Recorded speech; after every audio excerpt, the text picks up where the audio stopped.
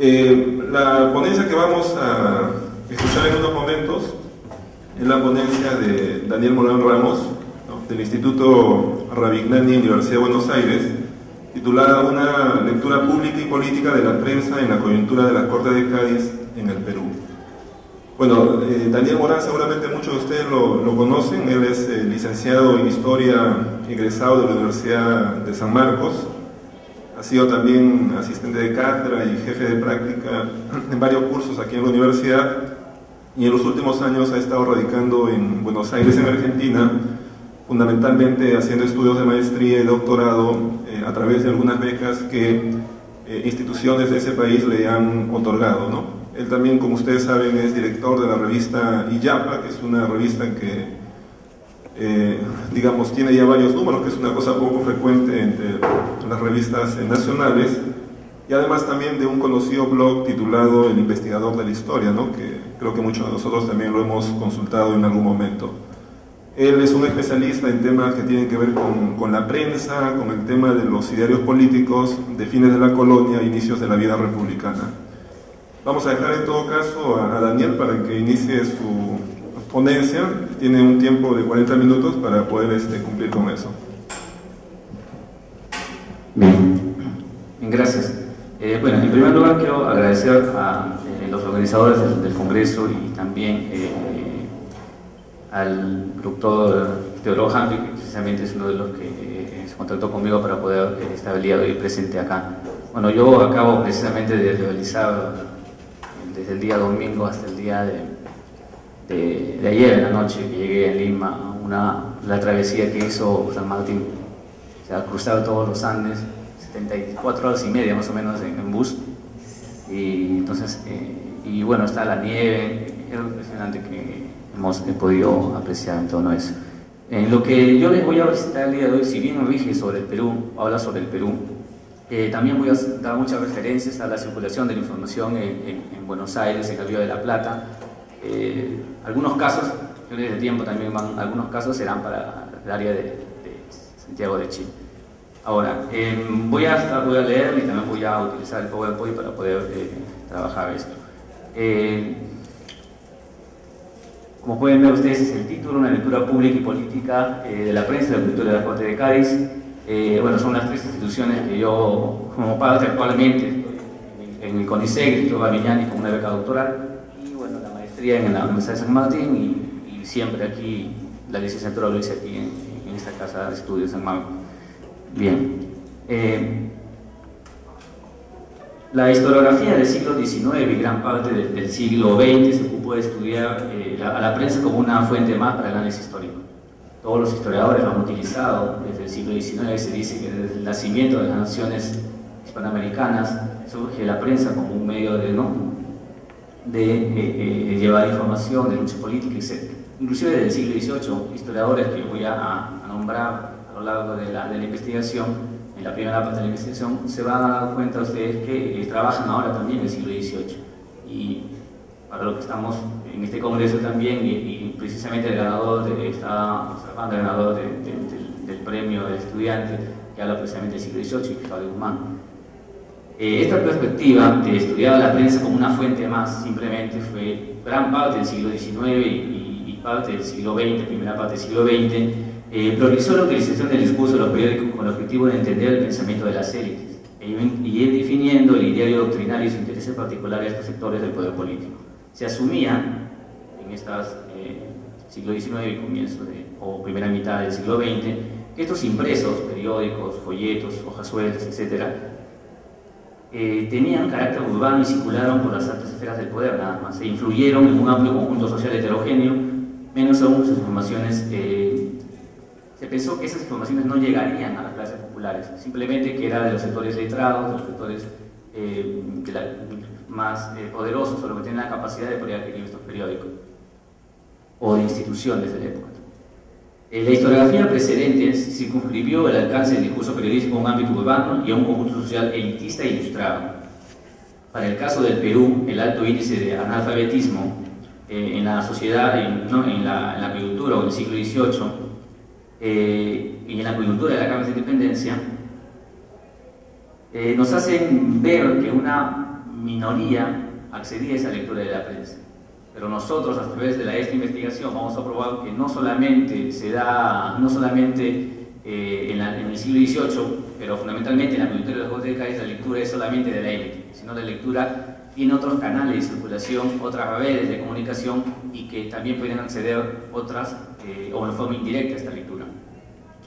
Ahora, si bien, por ejemplo, Alberto Flores Galindo señaló, ¿no?, que la plebe no tuvo ilustración, ni conoció la existencia del mercurio peruano, ni ninguna sociedad de amantes del país, y por ejemplo, Adolfo Benachea señalaba que para el siglo XVIII los periódicos simplemente no existían, o lo que existía simplemente eran, o que la colonia no tuvo periódicos, sino que existía era el humor, las conversaciones, ¿no? Existía era el boca a boca, ¿no?, la comunicación oral antes que la comunicación impresa. A pesar de todo esto, la historiografía ha ido sumándose ya a partir de fines del 70, comienzos de los 80, y a partir de la publicación de un libro importante, a partir de la publicación del libro, bueno, la edición del 2009 que fue editado en España, Profesor Javier Guerra, de Poder de las Independencias, podemos pensar nosotros ya la política y lo político-cultural de una manera distinta. A partir de la publicación de este libro del 1922 se da algunos aportes teóricos, metodológicos para poder trabajar la prensa y para poder pensar diferente, y no tomaba la prensa como una fuente más de estudio, simplemente para completar un poco los otros, ¿no?, las causas criminales, judiciales, etc., sino también para tener una fuente que me permite ser un actor mismo del proceso, o sea, mejor dicho, la prensa como un actor, como una fuente y a la vez como un actor, ¿no?, importante de la coyuntura. Ahora,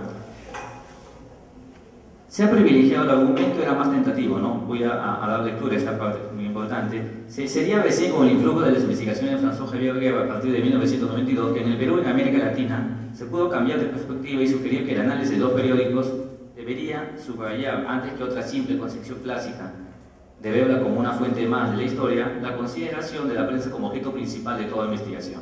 En ese sentido, la historiografía actual ha revalorado no solamente el estudio de la prensa, sino de una diversidad de impresos y manuscritos que circularon por una compleja y cada vez más amplia red de comunicación y de espacios públicos. El argumento era ahora más tentativo: indagar la producción de estos impresos, que incluye directores, escritores, impresores, financistas, etc., la distribución y difusión que tuvieron por múltiples redes de comunicación, y especialmente percibir la recepción en el público y lector. Este es el gran tema actual de esta historiografía. Lo importante, ya salieron tantos periódicos, los periódicos tuvieron tantos suscriptores, pero ¿cuál es el impacto de eso? O sea, ¿cómo leyeron? ¿Cómo va a leer la sociedad de élite, la sociedad o las clases populares van a dar lectura o van a interpretar lo que está circulando en ese momento? Esta última etapa del proceso de comunicación ha sorteado las más grandes dificultades por la vaguedad o la inexistencia de un corpus documental que sostenga sus principales argumentos. A pesar de todo ello, la historiografía de la prensa en América Latina y en forma especial en el Perú viene insistiendo en la premisa de que la lectura de la prensa que realizaron los contemporáneos a los acontecimientos fue variada y proporcionó efectos diversos. Además de advertir que no solamente la gente decente e ilustrada pudo acceder a la lectura de los periódicos, sino también los sectores populares y de muy diversas formas. En el Perú, estos son los tres casos emblemáticos antes que pasaba esto. Por ejemplo, estos dos textos son el caso del Río de la Plata, el año 2001, porque la edición en castellano, el 1999 es la edición en francés, de Pilar González Bernardo, que es una discípula, François Javier Guerra fue su director de tesis, y ella publicó ese libro, ¿no? El libro es fundamental para estudiar la sociabilidad, la opinión pública, la red de comunicación, las sociedades masónicas en el Río de la Plata, etc. Y recientemente, en 2005, sustentó la tesis, pero en 2009, a partir de que ganó un premio Eugenia Molina, ha publicado este libro, El poder de la opinión pública. ¿Sí? Entonces, claro, ha publicado este libro.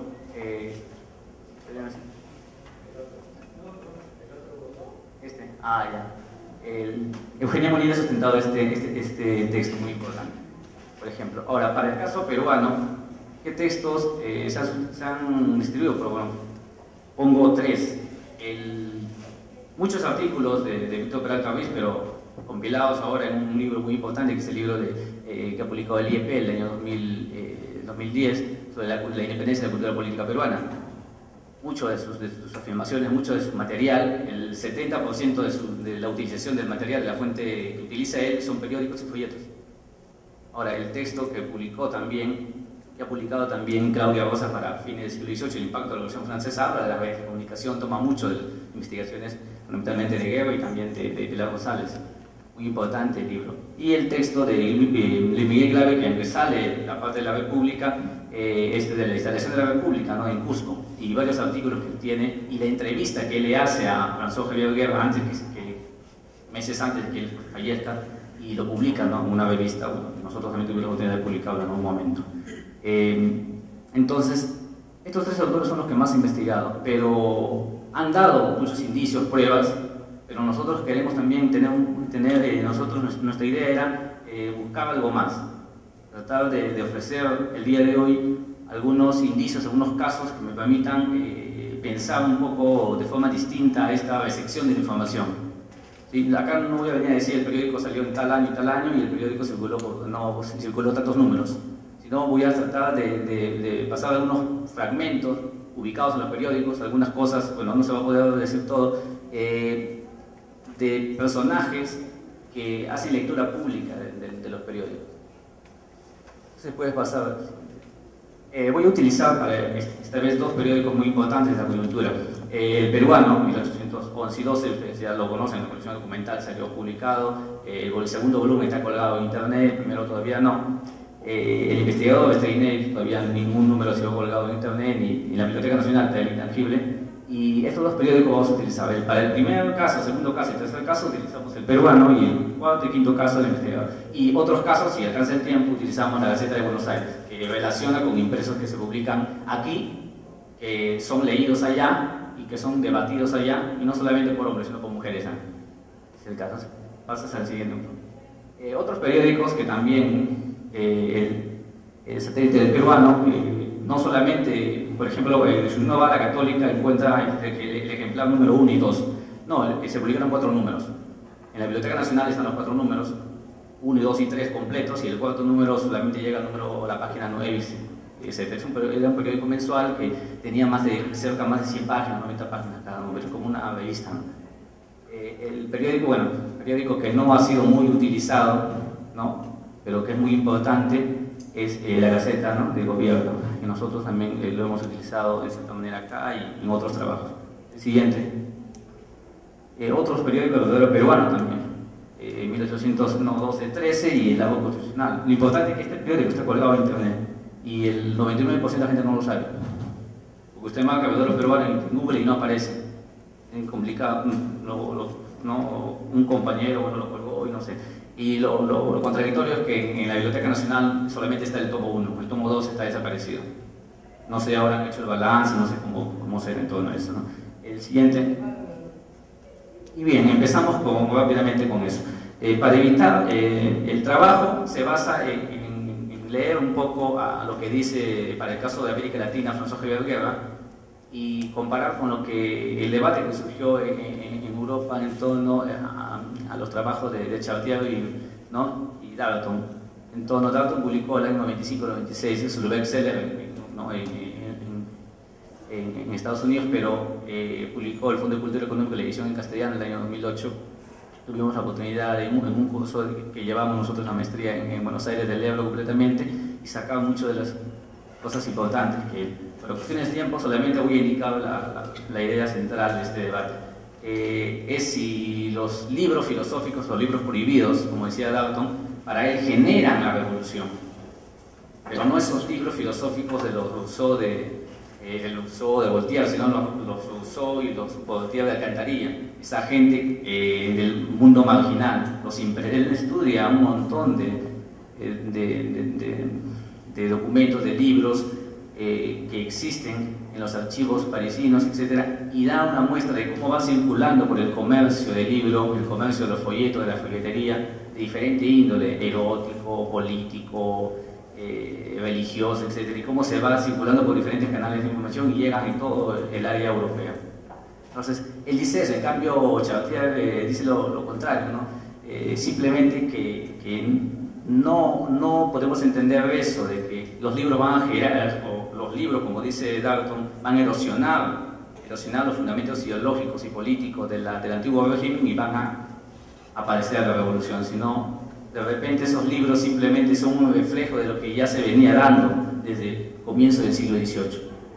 Entonces ahí está lo complicado, de que si yo digo los libros filosóficos van, como dice Dalton, los libros filosóficos hacen las revoluciones, el otro dice que no hacen revoluciones, sino que simplemente son una muestra de lo que ya sucede normalmente.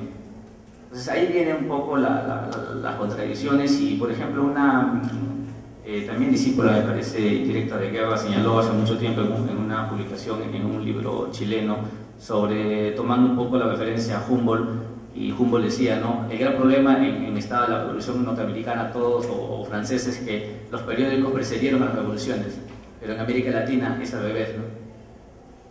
Las revoluciones, se van a dar las revoluciones y después vienen la seguidilla de periódicos.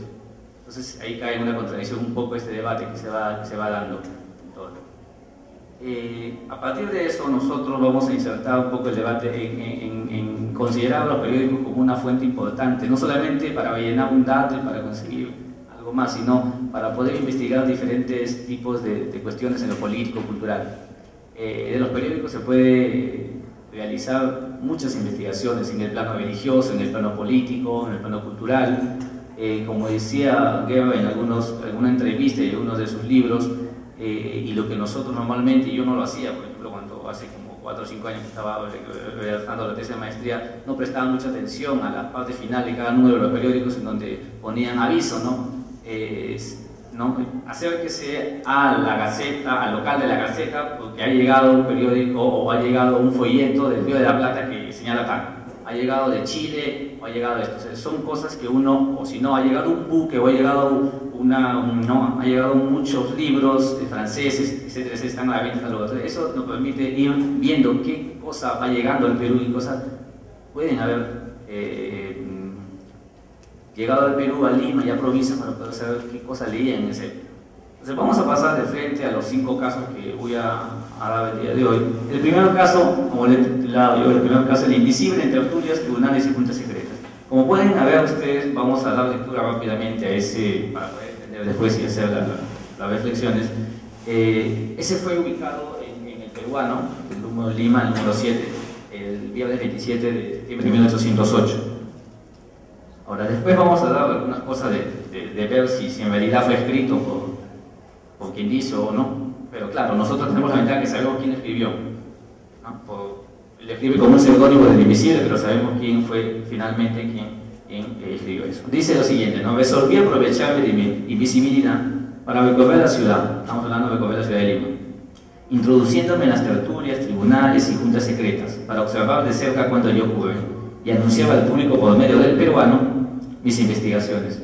O sea, no es solamente este, no hay varios fragmentos de diferentes tipos que él publica en el investigador. Anoche me introduje en secreto en la tienda de un mercader donde a esas horas diariamente hay mucho concurso, mucha gente.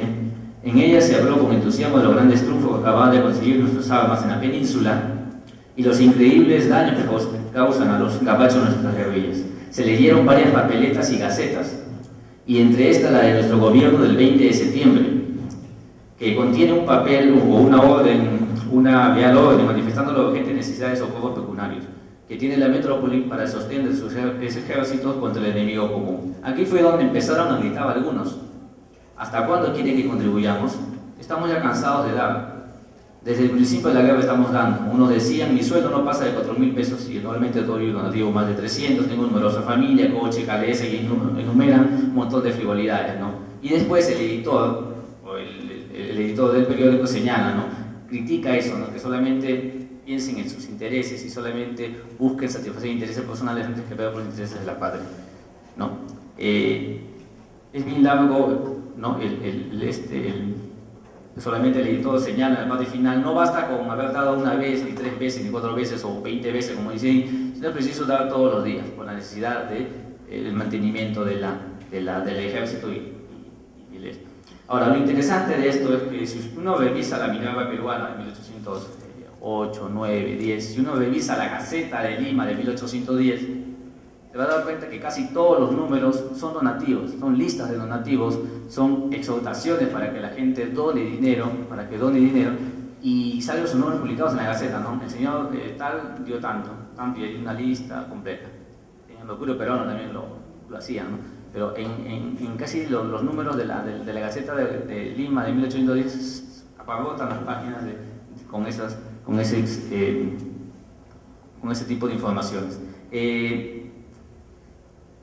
Lo que es interesante aquí es ver cómo el invisible Gaspar Rico, ¿no? y Angulo, que es el editor, el que escribe mucho de los números del periódico, señala, ¿no? Cuáles son lo que él se ve, que conversan, dialogan, hablan, generan expresiones, descontentos, se mezclan intereses contradictorios de por qué tengo que dar más, por qué tengo que dar menos. Y lo más interesante todavía incluso es que nosotros hemos podido ubicar, porque él lo señala en el 20 de la Gaceta, ¿no? Y no solamente discutieron de esto que señala acá, o sea, a través de esa relación yo puedo ir a la Gaceta de Lima y saber en esa fecha qué leyeron, aparte, ¿no? de dar donativos. Entonces aquí lo leo textualmente. En la Gaceta de Lima, es el número 101 de la Gaceta de Lima, del viernes 20 de septiembre de 1811, como señala el autor, pudimos convertir los oficios que Goyeneche envió al Virrey Pascal informando sobre la lucha contra las tropas porteñas en el Alto Perú y resaltando el valor y el ímpetu del ejército realista, ¿no? Entonces lo que se puede ver ahí es muchos oficios y muchas informaciones sobre los triunfos y derrotas, o no tanto derrotas, sino triunfos y avances que se va dando en el Alto Perú. O sea, también a partir de esta cita podemos ir al otro periódico y poder ver de que no solamente leyeron eso, no solamente leyeron los donativos y la exigencia de donar más para la causa no monárquica, sino también esto de informarse sobre lo que está pasando en Buenos Aires y en diferentes partes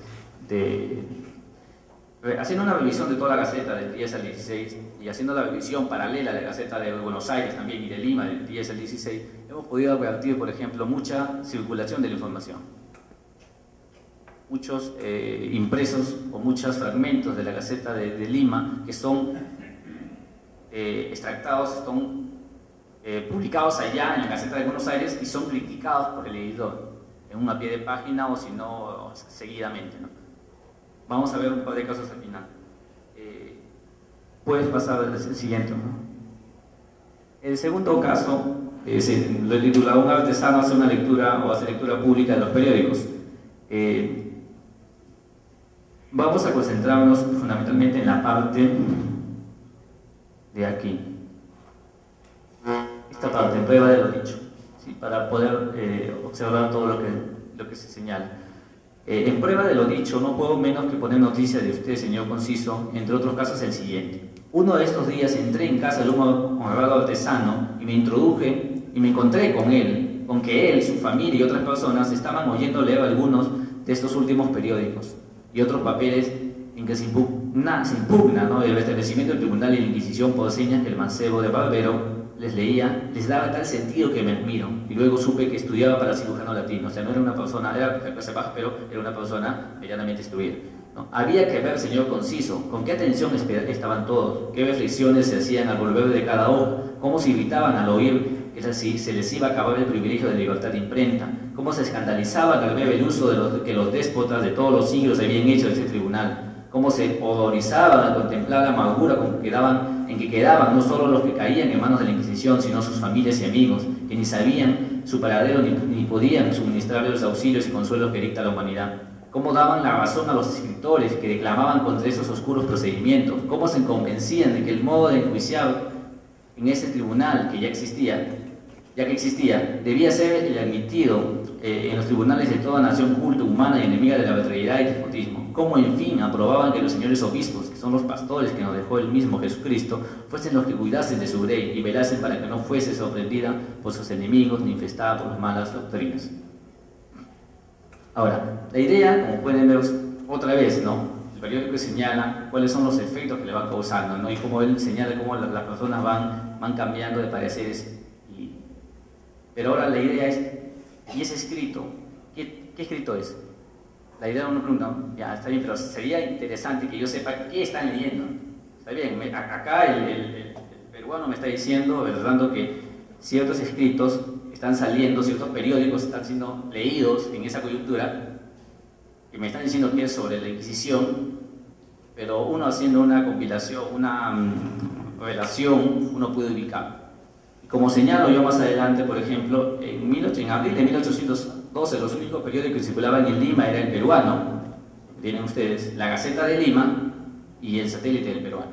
Entonces, el peruano no lo encontramos, la Gaceta tampoco, pero sí lo encontramos en el Satélite del Peruano. Un extenso artículo, y acá de 11 páginas, y el título era el siguiente: Incompatibilidad de la libertad española con el restablecimiento de la Inquisición, demostrada por Eugenio Tostado. En el preámbulo, antes de transcribir todo eso que habla sobre la Inquisición, Fernando López Aldana, que es el que escribe la mayor parte de cosas publicadas en el Satélite del Perón, el periódico más subversivo, que supuestamente acá lo señala sobre la prensa, pero que en realidad no es tan subversivo si uno hace una lectura completa de los 3 números y medio más o menos del periódico. Advertía lo siguiente, ¿no? Señalaba precisamente que llega, acá tengo la cita textual, pero sería mucho estar explicando, que llega este papel de Cádiz y es el impreso en el peruano para causar cierto impacto sobre la opinión pública. Entonces, nosotros podemos ver, incluso, y acá eso sí lo quiero demostrar, no solamente en esa coyuntura, el 12 y el 13, el investigador que aparece en 13, en julio de 1813, muchos dicen, no sé, yo leo un periódico y el periódico me causa cierto impacto y yo tomo ciertas determinadas acciones. No, mucha gente en las recientes elecciones, muchos se dejan llevar por la prensa, por los periódicos y toman su decisión a última hora, tal vez por lo que los periódicos están informando. Esa es la visión actual. Entonces, en la coyuntura, ¿cómo se da? Entonces, nosotros más o menos, viendo esto, nosotros nos sumergimos en el análisis del investigador y podemos ver lo siguiente: muchas citas y muchos en 1803, en agosto más o menos, o agosto y septiembre, donde se da la abolición de la Inquisición, podemos rescatar muchas citas en donde se habla primero, se dice, ¿no?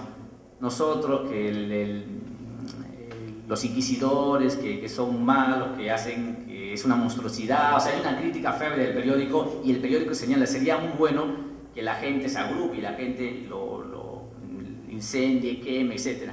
Y después, meses después, el periódico da la información de que ha sucedido eso. Incluso el periódico hay fragmentos en donde, ¿no?, señala, por ejemplo, en la parte final, la casa quedó bien saqueada. O sea, no solamente es los viajeros, porque normalmente se ha utilizado a los viajeros y algunos historiadores han utilizado también al investigador para esto de intentar ver la abolición de la Inquisición y el saqueo de la Inquisición. Lamentablemente, precisamente agosto de 1813 y parte de septiembre está extraviada el intangible en la Biblioteca Nacional. Entonces hay algunos números que nosotros hemos podido transcribir, o cuando se cumple un año de la abolición, hacen como un recuento, ¿no? Y uno puede observar eso. El tercer caso, no sé si puedes pasar el tercer caso. El tercer caso dice, un originario de África discute sobre la ciudadanía de las castas, ¿no? Es esto de que si tanto negros y indios debían formar parte o debían tener la ciudadanía. Se sabe que al final los indígenas sí se decretó, pero en el caso de las castas no fue así. Entonces, señala lo siguiente, ¿no? En esta lectura, a manos la parte primera, dice: la lectura de los diarios de Cortes me han conducido a unas emociones que nunca había tenido. Una gran expectación me acompaña. Según ellos, se estaba discutiendo el artículo 22 del proyecto de Constitución Política de la Monarquía Española, presentando a las Cortes Generales. Ese artículo que íntegramente comprende y protege a los españoles que, por cualquier línea, trajeron origen de África. Negros, mulatos, zambos, chinos, cuantos vais a ser considerados de la nación española de una manera que nunca lo habéis sido.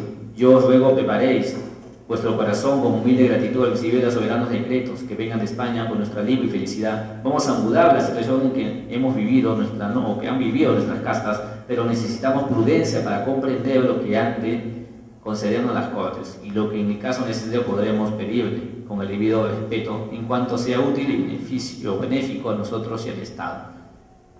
O sea, uno puede ver ahí un poco que también, y hay otras citas, ¿no? Otras en la Gaceta de Lima y también en la Gaceta de Buenos Aires, tomando la información que se publica en la Gaceta de Lima y se publica, por ejemplo, en el Diario Secreto, Lima y en el satélite peruano también reproduciendo. La Aurora de Chile también publica muchos fragmentos del satélite del peruano, están publicados en la caseta, en la Aurora de Chile. Entonces, podemos ver en esta cita, por ejemplo, esto de que también se está discutiendo esto de que es la ciudadanía de las castas, ¿no? Claro, cualquiera podrá decir hasta ahora, tú estás mostrando citas de periódicos y estos periódicos de repente, estas citas han sido creadas por el propio editor para causar ciertas cosas. Pero, claro, ese es el primer punto que uno se puede tomar, ¿no? Pero también nosotros podemos ver otras cosas, ¿no? Podemos ver esa expectación o por qué el editor publica eso precisamente, ¿no? Y por qué no solamente él, sino otros periódicos publicitarios también publican eso. Entonces, por ejemplo, y se puede ver también que el diario de las Cortes de Cádiz también es leído acá en Lima, ¿no? Eso lo señala, por ejemplo, en 1812, en el verano, los tres únicos periódicos que se editaban en Lima, como señalé hace un tiempo, era el peruano, el satélite y la misma Gaceta, ¿no? Y los tres, si uno se da cuenta y revisa, mucho, me parece, yo calculo, no sé, 20% de todo, 25 o 30% de lo que publica reproduce mucho de los debates de las Cortes, ¿no? El acto constitucional también reproduce casi íntegramente y debate todo lo que se está sucediendo en las Cortes de Cádiz. El siguiente caso. Este caso, por ejemplo, es ya de la educación en el biosexo. Quiero leerlo completamente. Dice, es un artículo comunicado, es un remitido que envía una persona X, le envía el periódico y el periódico lo publica, no en el investigador. Dice, artículo comunicado, señor editor, ayer he leído el número 25 del investigador en el locutorio de cierto monasterio de esta capital, y al llegar a aquello de mojonería en los propios y árbitros de la ciudad, el aseo, ¿no?, de la ciudad de Lima, se levantó un tole-tole entre las madres que me oían, que ya no me fue posible pasar adelante. Qué faltamiento de respeto, decían unas, qué porquería, qué suciedad, otras. Malaya la libertad de imprenta. Haremos que el capellán denuncie esta grosería, dijeron todas. Váyase usted con su papel hasta la calle de los Trapitos, no nos desgracie, no vuelva en su vida por acá. No queremos oír, no. A esta vocería, señor editor, tuve que volver mis espaldas con mi investigador en la mano. Yo se lo comunico a usted para su gobierno y no se meta en el ante usar otras palabras, no, un poco subidas de tono. Señor editor, que hablen y charlen las damas, no ha llegado mi tiempo, y etc. Entonces aquí podemos ver, y en dos artículos más que hablan sobre la educación del biosexo o de la mujer, del investigador precisamente, en el libro que publicamos hace unos meses, ponemos más o menos 10 documentos en torno a la educación de hombres, de niños y educación también de mujeres. Y se puede ver en unos fragmentos un poco esto de la educación de la mujer. Los artículos o la cita que hemos podido observar aquí no es la única, o sea, hay varias citas que hemos podido observar nosotros y podemos ver.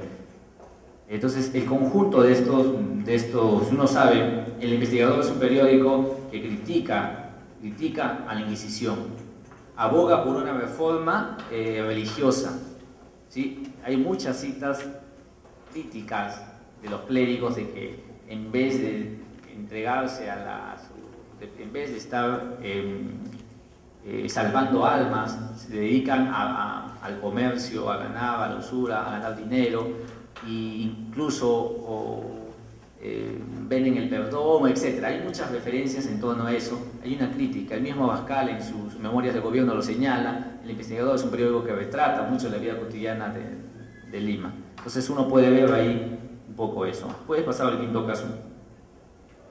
Utilidad de lectura de la prensa. Bueno, acá lo que quiero señalar normalmente es que me parece que hay como 90, 100 o 120 citas en torno a esto, pero esa es una de las más representativas, en donde uno puede ver un poco de que, según el investigador, hay ciertas personas que están inclinadas a la lectura de la prensa, la gente ilustrada, pero hay personas que por su mucho dice ociosidad o por su falta de entendimiento simplemente no lo lee, pero escuchan, ¿no? O asisten a tertulias o asisten a reuniones públicas o privadas, pero en donde hay un cierto número de personas y comienzan a discutir los periódicos. Ustedes pueden ver ahí en torno a eso, ¿no?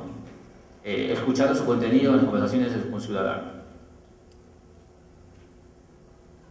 Por ejemplo, señala, necesitan más vehículos sobre la imprenta, la opinión pública habla de que está comunicando, ¿no?, a través del periódico sus pensamientos, etc. En el investigador uno puede ver estas citas de esto. Por ejemplo, otro periódico importante y que no ha sido todavía, no han hecho por ejemplo un trabajo minucioso, es El Verdadero Peruano. También hay muchas de las referencias, y ahí escribe, por ejemplo, Hipólito Unanue, ¿no?, por ejemplo. O sea, hay digamos, un cambio de giro en la historiografía peruana y latinoamericana. La colección documental, cuando publicó los más de 104 o 105 volúmenes, ¿no?, los ladrillos blancos del gobierno de Velasco, ¿no?, en los años 70, para la época de Cádiz, son muy pocos documentos que se han publicado, ¿no? Pero para la época por ejemplo, para la época del 21 para adelante es un montón, ¿no? Era por la propia tendencia, tal vez, de que no se veía muy importante, se veía a una Lima muy fidelista y monarquista, ¿no? Pero ahora es un caso contrario, ¿no? Las investigaciones recientes de los historiadores que están investigando el tema dan mucha importancia, no solamente al 21 para adelante, sino la mayoría de investigaciones, si ustedes para el caso peruano, están investigando la Fuerte de Cádiz, 1808, 1814. Bueno, de ahí hay un vacío, ¿no?, del 15 al 20, no se pasa, hay un vacío que Víctor Peralta ha cubierto con algunos artículos muy interesantes en su último libro. Y lo más importante, Claudia Bosa, el mismo Víctor Peralta, inclusive el profesor Hambe también en un momento que trabajó algunos de estos temas para el siglo XVIII, como el siglo XVIII, que los periódicos también, hay una politización de la población en el siglo XVIII. O sea, no esa politización, como decía Guerra, comenzó a partir del 8. Podemos decir que en México, porque tenía un más alto índice de analfabetismo, más gente podía leer, menos índice de analfabetos. Pero no, en Perú, y eso lo critica Víctor Peralta y otros investigadores peruanos, y que no, en Perú podemos ver desde el siglo XVIII que hay un cambio, ¿no? Por eso que la mayoría, bueno, también se acerca que los bicentenarios están más cerca del 21, están más cerca el 12, el 10, 12, 13, 14 que el 21, ¿no? Por eso que hay una efervescencia en torno a estas investigaciones. ¿Puedes pasar a la última parte? Ya, a ver. Pasa al siguiente y después retroceder. Ya, miren, este es un folleto, el folleto que les decía, lo comenté rápidamente. Dice, reflexiones filantrópicas sobre el espíritu, unidad y resulta de las Juntas de América, publicado el 1 de diciembre de 1810 en Lima. Se encuentra en la colección documental, en Documentación Española, en el volumen 2, parece, de la colección documental, transcrito ya, listo. Ahora, yo lo encontré ahí, también lo encontré adherido a la Gaceta, en el número 8, 7, 8 más o menos, fines de 1810 de la Gaceta de Lima, adherido como no, o sea, el periódico y pusieron también aquí en San Marcos, en el Fondo Preservado de San Marcos. Y este folleto impreso es una crítica a las juntas que se van formando en América y es una alabanza, digamos así, o una defensa a las juntas que se van dando en España. Para ellos la junta en España está muy bien porque están defendiendo la invasión francesa, pero las juntas en América son perjudiciales. Y hay una capital fundamental de crítica, y ustedes ya están sacando la cuenta de quién es, Buenos Aires, ¿no? Y lo interesante es que no solamente hay una crítica, etcétera, pero yo lo que rescato ahí, porque estaba haciendo otro trabajo, y rescato es la parte del bello sexo de la mujer. O sea que la mujer también, ellos señalan, por ejemplo, los porteños, ahorita vamos a ver si se puede retroceder. Ya, estos son dos fragmentos de la crítica que se le hace a lo que hemos visto hace un ratito, a este folleto que se publicó en Lima. O sea, este folleto en verano, unos meses después, llegó a Buenos Aires, fue leído en Buenos Aires, fue distribuido en Buenos Aires, no sabemos en qué medida, pero lo importante es que fue discutido y fue debatido y fue publicado ¿en dónde? Fue publicado en la Gaceta de Buenos Aires, ¿no? Y ahí está la cita, ¿no? La Gaceta de Buenos Aires, número 40, el jueves 14 de marzo de 1811. Bueno, está colgado en internet también, lo pueden bajar. Dice, otros casos que lo publican en la prensa en el sexo. No, es extenso es el artículo, pero es tratado algunas cosas que tienen relación. Por ejemplo, dice, ¿no? En la parte de acá, la señora de casa, porque no solamente es una tertulia donde están discutiendo varones y mujeres juntos en Buenos Aires. Dice, la señora de casa, seguida de su esposo y con tertulios, trayendo en la mano unos papeles, las reflexiones, empezó la lectura, nos tradujo el epígrafe y continuó con una colección inmensa de lugares comunes, y uno si lee el original del otro, no, se puede dar cuenta que realmente tiene relación lo que está diciendo. Inmensos lugares de declamaciones frías, hechos falsos, para ellos, para los cogoteños son falsos, para nosotros no son falsos, hay una guerra de propaganda, consecuencias forzadas, improperios picantes y al fin una apóstrofe al bello sexo, excitándola que concurra a mantener la arbitrariedad. O sea, nos están diciendo, los cogoteños, nos están diciendo, lo que están discutiendo, nos están diciendo que ese folleto que está distribuido en Lima y que ha llegado hasta nosotros, está seduciendo a las mujeres a que apoyen, ¿no?, en la revolución, que apoyen la lucha contra el despotismo. Y más abajo ya hay una cita más, dice, nuestro sexo ha dado, o sea, de las mujeres, nuestro sexo, porque la que escribe, supuestamente la que escribe, según el editor de la Gaceta, es una mujer, la dueña de nuestro sexo ha dado ya en este continente repetidas pruebas de su valor y talento. Pregunta, ¿piensa este badulaque, o sea, el que escribió ese anónimo, deshacer las juntas ya instaladas con su miserable folleto? ¿Cree que tantos pueblos que logran ser gobernados por sus naturales volverán a someterse a la tiranía de los sátrapas que los saqueaban en fuerza de las reflexiones filantrópicas? ¿No? Entonces, y hay más citas, ¿no?, en torno a esto del debate. Inclusive hay algunos puntos importantes que están relacionando lo que dice puedes adelantar, que sí, lo que dice esto y lo que los porteños, o sea, ellos dicen esto, pero están equivocados, yo digo esto, comienzan a criticar. Puedes pasar al siguiente.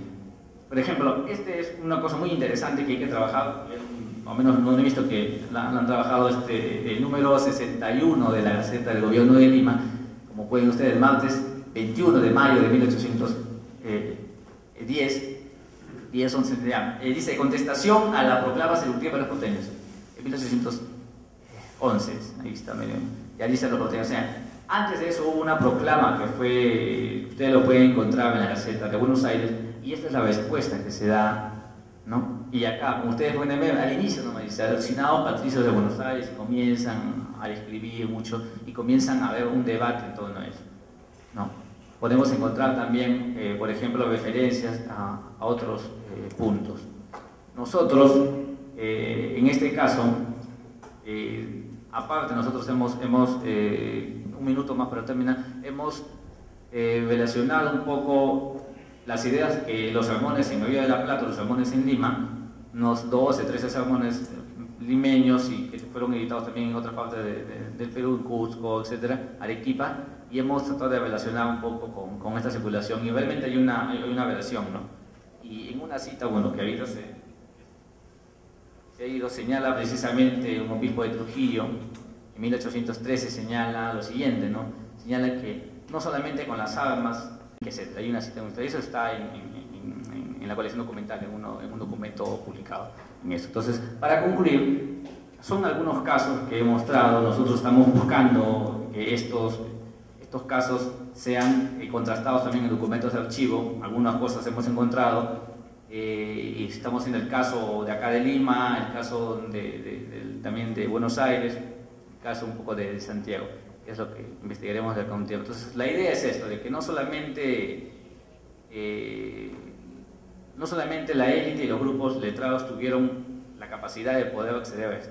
Si bien es cierto, ellos compraban los manuscritos, ellos compraban los periódicos, los folletos, pero eso circulaba, ¿no? Y lo que nos decía Chartier, Dalton, eso de la lectura en voz alta, Charles Walker, que decían sobre Cusco también, lo decía, pero no señalaba ni una prueba. Pero después, en sus investigaciones posteriores, nombró algunos, ¿no?, procesos judiciales, si pudimos ver algo, se puede percibir, ¿no?, en las investigaciones que hemos realizado, utilizando la prensa, algunos sermones y algunos manuscritos, ¿no? Entonces, la idea es esto, de que un conjunto heterogéneo puede acceder, ¿no? Los párrocos están muy presentes, muchos de los, inclusive en el Mercurio peruano, muchos de los sermones que son publicados en el Mercurio peruano son franceses y han sido publicados en Francia y han sido traducidos y metidos en el Mercurio peruano y están siendo circulando en la época del siglo XVIII, ¿no? Esa sería más o menos la idea, ¿no? Ver que los sectores populares, no el indio, el común de repente, pero puede haber otros canales de circulación de la información, ¿no? Es un trabajo bien arduo, pero más o menos hemos querido dar en unos 4 o 5 casos algunas ideas cómo se va discutiendo en diferentes zonas, ¿no? Claro, en el trabajo original hay más referencias y algunos casos más se pueden trabajar, ¿no? Gracias.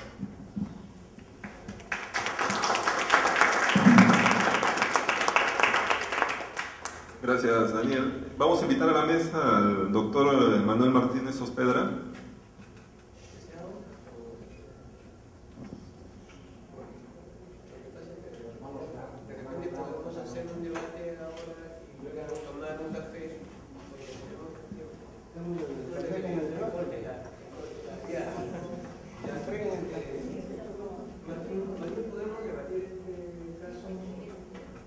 Bueno, podemos cambiar, no hay problema. Bueno, entonces invitaría a que de repente los presentes, si tienen alguna pregunta, algún comentario sobre lo que Daniel ha explicado tan claramente, la pudieran hacer para poder, de repente él nos pueda a su vez contestar o aclarar estas cosas, ¿no? Sí.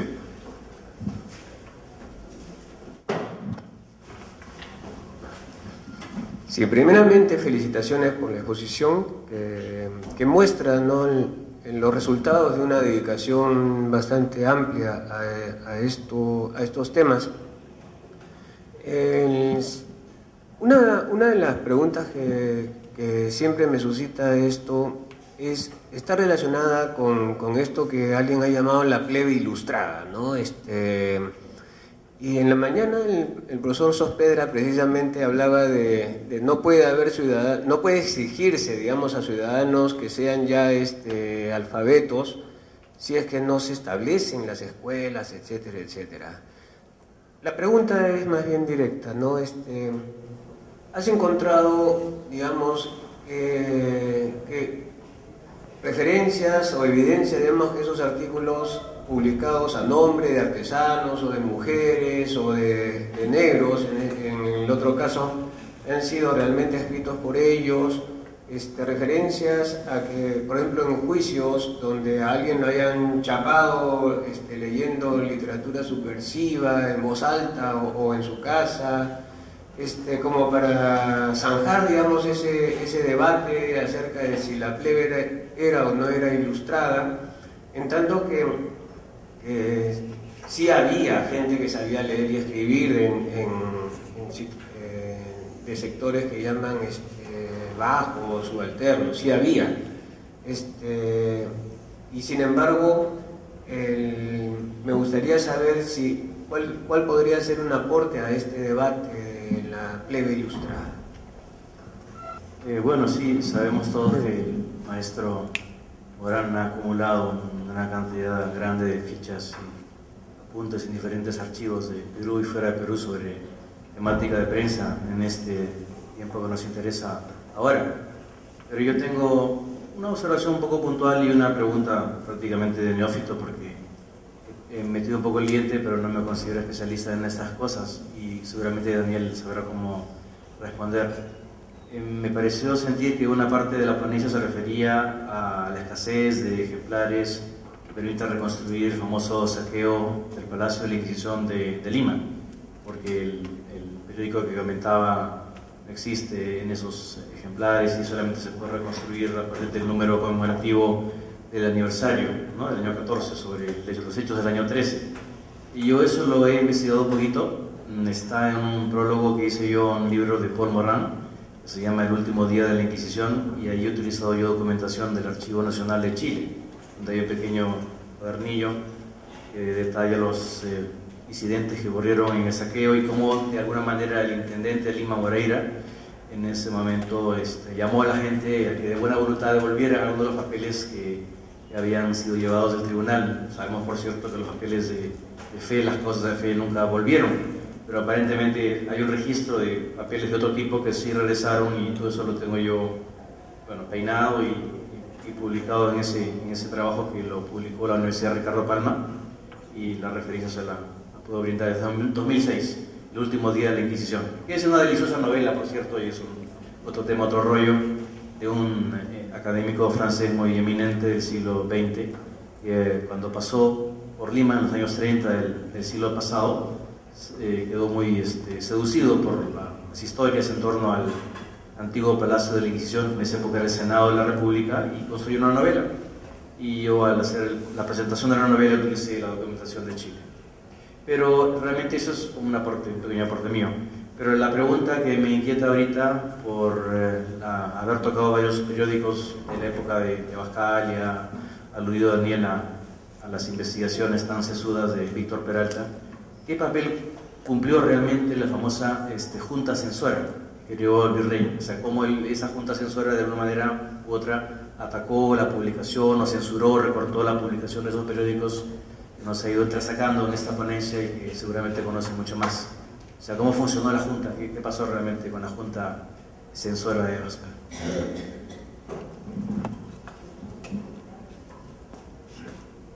Tiene que ver con la difusión de información mediante lectura pública. En la península aparece a finales del 18 en empresas industriales o protoindustriales.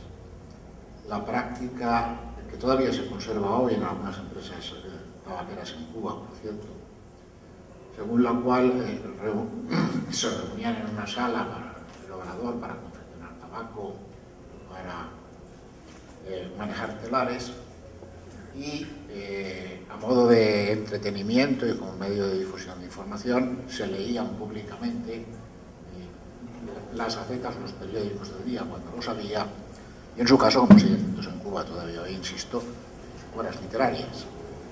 Hay constancia de este tipo de difusión de información periodística a un colectivo a través de lectura pública en el lugar de trabajo.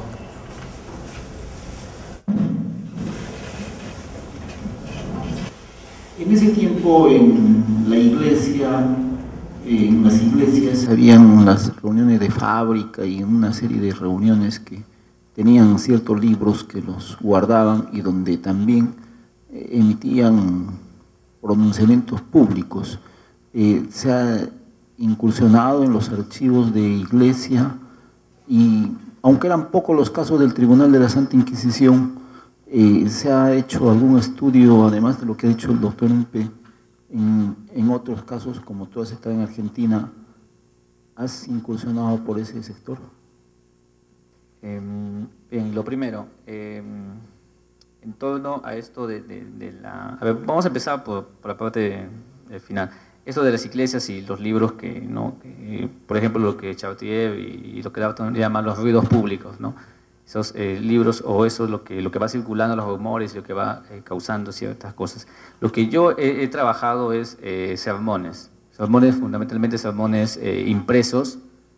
Por ejemplo, para la Vía de la Plata hay 2 volúmenes que publicó en 1910 por el centenario de la Revolución de Mayo, publicaron en Buenos Aires, y es una recopilación de arengas, sermones, panegíricos, que se publicaron entre 1808, 10, algunos, pero mayormente de 1810 a 1821, 22. Entonces, es una buena, son más de 800 páginas en donde uno puede observar mucho de esto que se va tratando, muchos temas que se va existiendo.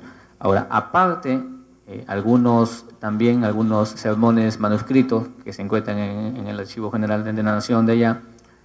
Acá hemos podido ubicar sermones, por ejemplo, sermones en la colección Pablo Barnechea, en la Biblioteca Nacional del Perú. Hemos podido ubicar el sermón en manuscrito y después también el sermón publicado en forma impresa, ¿no? Eso es lo que hemos trabajado mayormente nosotros en torno a esto. Son mayormente sermones impresos antes que otro tipo de documentación. Ahora, cuando hemos ido a buscar, claro, en el archivo obispal, por ejemplo, hemos ido a buscar al Archivo General de la Nación de aquí, normalmente casi la sección de sermones casi no encontramos información, más aún a partir de la expulsión, ¿no? Ustedes saben de los jesuitas, ¿no? Antes sí, hay un montón de proliferación, ¿no? Inclusive están en latín, etcétera, ¿no? Entonces es un poco complicado. Pero después, para esa coyuntura de la independencia, la mayoría que han circulado, los que tenemos, o los que han sobrevivido, porque seguro que existían, los que han sobrevivido son mayormente impresos. Por ejemplo, Luis Gonzaga de la Encina, por ejemplo, tiene varios sermones en la Biblioteca Nacional y muchas cartas que no han sido utilizadas, investigué muchas cartas, yo saqué, me dieron un montón de muchas cartas que él manda a Lima, que Lima manda a provincias, etcétera, al Cusco, y él comienza a hablar y habla de los donativos, habla de las rogativas públicas, etcétera. Por ejemplo, no ha sido trabajado, Guillermo Lomán Villena hizo un buen estudio de él, pero trabajó varios sermones, algunas cartas, pero hay un material muy interesante. No sé si en Arequipa, acá está el doctor Quiroz Pasoldán también en Arequipa, o están en Lima, estas cartas no están completas, pero hay un montón de material, pero allá en Arequipa debe haber también. Supongo que debe haber más cartas, más correspondencia. Muchos y varios sermones impreso, en manuscrito y etc. Algunos publicados en la colección documental, ¿no?, de la Independencia. Ese es por el primer punto en torno a esto. Ahora, sobre ahí pruebas de lectura pública. Claro, las pruebas más que uno puede observar que han dado, por ejemplo, Claudia Rosa, Víctor Peralta, y Glave, pero Glave más para lo que es la revolución del Cusco, más o menos, en su tesis. La primera parte que está inédita todavía, pero casi publicado en algunos artículos. La segunda parte es lo que ustedes conocen, el libro República Instalada, ¿no?, hasta la Confederación Perú-Boliviana, pero la primera parte que está inédita o ha sido publicado en algunas revistas del extranjero y algunas peruanas, él habla un poco de la revolución del Cusco. Claudia Rosas habla del impacto de la revolución francesa y utiliza algunas citas del Mercurio peruano, en donde hablan esto de la lectura pública.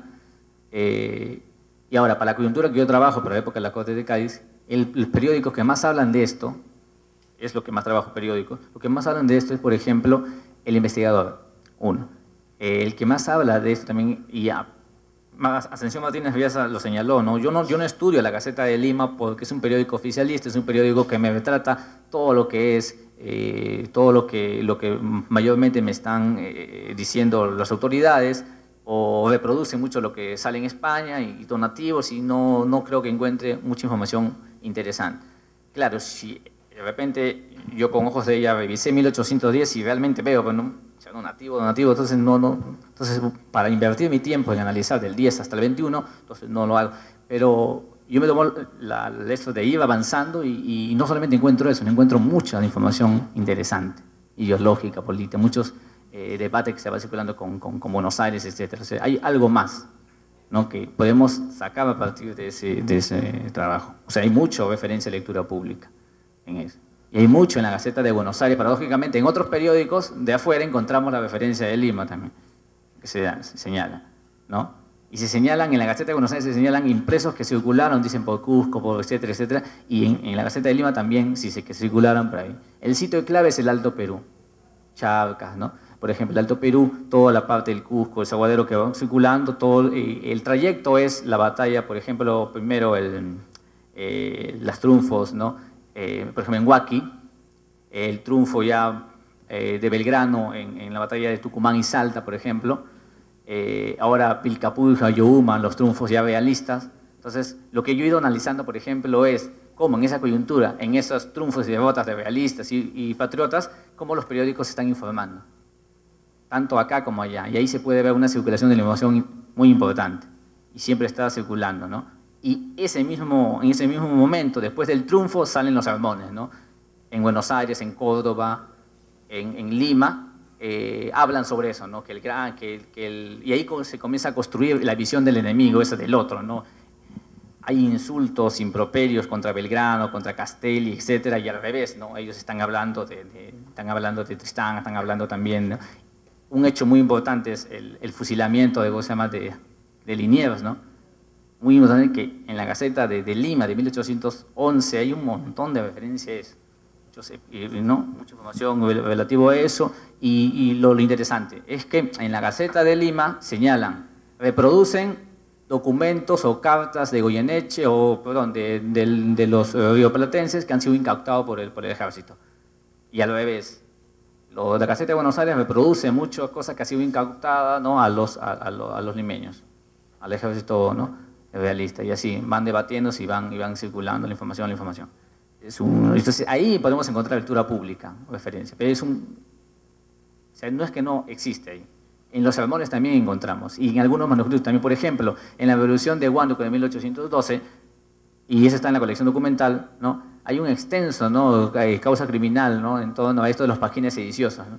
Normalmente han sido citados como son versos, pero no han sido analizados. Ella Nuba Tepe lo trabajó, pero no ha sido analizado. Por ejemplo, se puede hacer una tesis sobre eso, ¿no? Sobre analizar todo ese, creo que tiene más de, no sé cuánto, 500, 300 páginas, creo, el expediente, ¿no? De que acusan a ciertos personajes de haber estado haciendo circular esos páginas sediciosos, ¿no? Muera Chapetón, etcétera, etcétera. Y esos páginas supuestamente fueron encontrados ahí y lo tienen ahí, ¿no? Y está reproducido en la colección documental. Por ejemplo, sería interesante también. Por ejemplo, eso yo en un momento pienso trabajar. Así, dando una revisión así rápida en el Archivo General de la Nación, no hay otros casos parecidos. El que se ha ubicado en Sevilla, tiene el privilegio, está por ahí, yo todavía no puedo algún día, es, por ejemplo, está varias citas importantes, Luis Miguel Glave, en un artículo que está en la revista Historia Mexicana, el 2008, conmemoración al Bicentenario, muchas referencias a esto, la circulación en Trujillo, la circulación en provincias del diario secreto del Lima, el satélite del peruano, por ejemplo, ¿no? Víctor Peralta también señala en su último libro varias de estas cosas. El Investigador es un periódico creado para atacar tres cosas: atacar el cabildo, atacar la audiencia y atacar la Inquisición. Ese es el objetivo, al menos encubierto, de Abascal, que está financiando un poco y está manteniendo, como dice el mismo Porras de Benechea en su libro de Diálogos, dice, manteniendo este personaje como es José Joaquín de la Riva, un clérigo, que es el que impulsa esta publicación del satélite del peruano, ¿no? Entonces, esta Junta Censoria, a pesar, y eso toma un poco la investigación que ha hecho también Peralta, de que a pesar de eso, a pesar de ese límite que él pone, esa censura, porque incluso el mismo investigador que supuestamente está apoyado por Abascal va a ser censurado, el peruano va a ser censurado más todavía, el satélite peruano va a ser censurado también, el diario secreto, hasta ahora creo que siguen buscando quién lo escribía, pero no. Supuestamente ese periódico salió publicado, lo importante salió publicado también en ¿dónde? En Buenos Aires, ¿no? Claro, ahora incluso yo estuve fotocopiando varios documentos en donde se hizo descendientes de López Aldana hicieron una traducción, publicaron varios documentos en francés, ¿no? Pero en Buenos Aires lo tradujeron, ¿no? Disculpa que te interrumpa. Sí. Disculpen también. ¿Cómo se manifestaba la censura? Por ejemplo, hoy en día se censura una editorial o algo, una portada, y a veces el periódico lo publica así, en blanco, esa partecita, ¿no? Pero ¿cómo se manifestaba? Es decir, no salía ese número. ¿Has detectado que, por ejemplo, un número que no salió por haber sido censurado completamente o algo por el estilo? Por ejemplo, el satélite del peruano, el número 1, 2 y 3 están completos en la Biblioteca Nacional, el número 4 está incompleto. Y supuestamente, siguiendo las investigaciones que ha hecho Martínez Riaza, por ejemplo, Toribio Medina, por ejemplo, y lo que dice, por ejemplo, la Aurora de Chile en algún punto, lo que dice la Gaceta de Buenos Aires, pero también hay que tener en cuenta que ellos están apoyando, supuestamente, al periódico, ¿no? Para un argentino que escribió esto, López Aldana, agente secreto de San Martín, ¿no? Bueno, al final, si uno estudia a López Aldana en proceso, sí, pues realmente se da cuenta que al final terminó apoyando a San Martín, ¿no? Pero si uno estudia a López Aldana del satélite nomás, uno puede tener ciertos, ¿no? Pero si uno estudia en proceso, entonces, por ejemplo, en el peruano, si uno revisa esos dos volúmenes que están en la colección documental, si no me equivoco, me parece una hoja en blanco, no en blanco, sino una hoja media, ¿cómo le puedo decir? A ver, cuando censuran el peruano, el satélite peruano también hace una antes, porque solamente surgió creo 3 meses más o menos, salió 3 números, el 4 número creo que no salió, no se sabe, pero en la biblioteca aparece, como le digo, algunas páginas, o sea que sí estuvo siendo circulado. Y en el peruano, después en el peruano cuando censuran al satélite, en el peruano publican como causa criminal, algo así, publican en donde se dice, ¿no? Están censurando este periódico por esto, y publican y comienzan, o sea, hay una revelación en todo eso, o sea, el peruano publica sobre el satélite. Ahora, sobre el diario secreto no hay, sobre el investigador solamente da señales no pone eso, o sea, no dice nos están censurando y nada. Lo que hacía la Junta Censora era, por ejemplo, lo denunciaban, pasaban por la Junta, evaluaban el número, pero el número ya estaba circulando. Ese es el problema, el número ya circuló. Lo que hacían era, si censuraban ese número, simplemente reunían y trataban de recoger todos los números. Pero ya el número ya había circulado, entonces normalmente era No, por eso que Víctor, y eso sí concuerdo, interesante lo de Víctor Peralta, que decía que a pesar de todo, de que Abascal fue una persona que buscó la contrarrevolución y todo, pero abrió, ¿no? Abrió ciertos canales sin querer, porque necesariamente tuvo que dejar abiertos ciertos poros, ciertos huecos para poder que ingrese esta nueva información, esta pedagogía política, como él llama, ¿no? De la circulación de la información en la prensa, ¿no?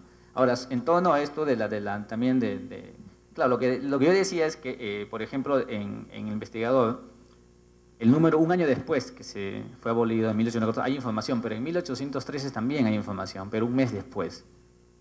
O sea, en agosto, el 3 de agosto, se da todo esto, el saqueo, todo, y informa un mes después, pero se supone que en ese mes, en esa semana, también debieron informar.